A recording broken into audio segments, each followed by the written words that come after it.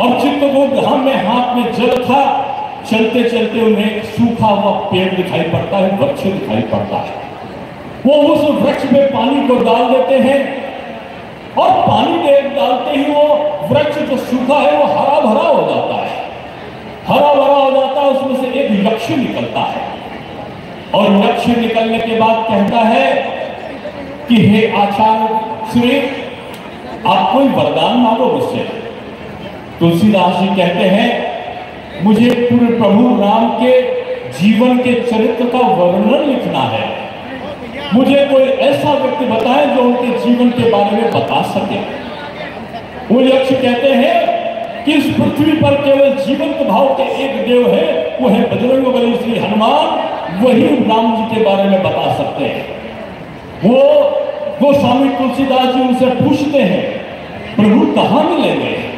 यक्ष कहता है कि जहां पर, जैसे यहां पर कथा का वर्णन होने जा रहा है, वैसे यक्ष ने कहा कि जहां भी राम जी के जीवन के बारे में जहां पर कथा हो रही हो और कथा से पहले और कथा समाप्ति होने के बाद जब कोई व्यक्ति जा रहा हो अकेले, तो समझ लेना वही बजरंगबली श्री हनुमान है।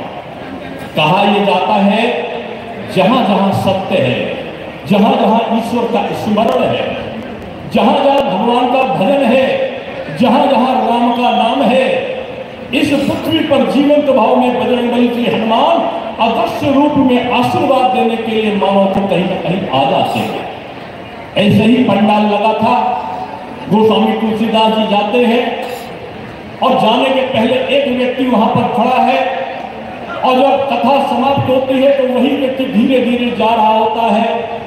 आचार्य जी जाते हैं और उस व्यक्ति के चरण को पकड़कर कहते हैं कि बजरंगबली, मैंने आपको पहचान लिया, आपको मुझे प्रभु राम के बारे में बताना होगा।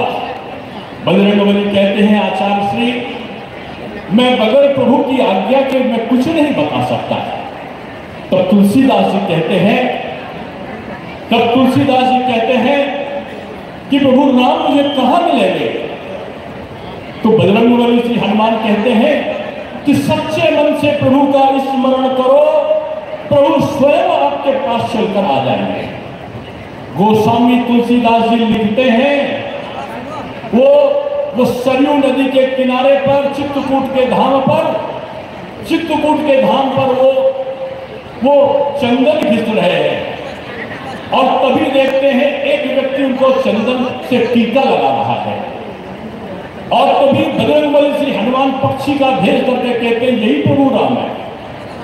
तुलसीदास जी चित्रकूट के धाम पर भई संतन की भीड़, तुलसीदास चंदन के कि रघुवीर उनको तिलक कर रहे हैं, राम जी उनको तिलक कर रहे हैं। प्रभु के चरणों में तुलसीदास जी गिर जाते हैं और गिरने के बाद प्रभु ने आशीर्वाद देकर अदृश्य हो जाते हैं। और तब बजरंगबली श्री हनुमान एक एक बार करके प्रतिदिन आचार्य जी को काशी में बैठकर उनको उनके जीवन के चरित्र वर्णन बताते हैं। कहते हैं कि तुलसीदास जी चौपाई को लिखते हैं और बजरंगबली श्री हनुमान जी उसको सत्यता को सत्यापित करते हैं। ये क्रम चलता है। एक दिन तुलसीदास जी एक चौपाई लिखते हैं, सिया राम ने सब जग जानी, करहु प्रणाम जोड़ जुग पानी। कि सिया राम ने सब जग जानी, करहु प्रणाम जोड़ जुग पानी। कि जब संकट आए तो भगवान श्री राम का स्मरण करो और जो तुम्हारा शत्रु है उसको भी तुम प्रणाम करो, अपने आप में वो संकट आपसे दूर हो जाएगा। ये चौपाई लिखते हैं तुलसीदास जी और गुनगुनाते हुए सिया राम में सब जग जानी, करो प्रणाम जोड़ जुग पानी करते करते वो अपने घर को जाते हैं। वृक्ष के नीचे बैठकर चौपाई लिखते हैं और घर जाने लगते हैं।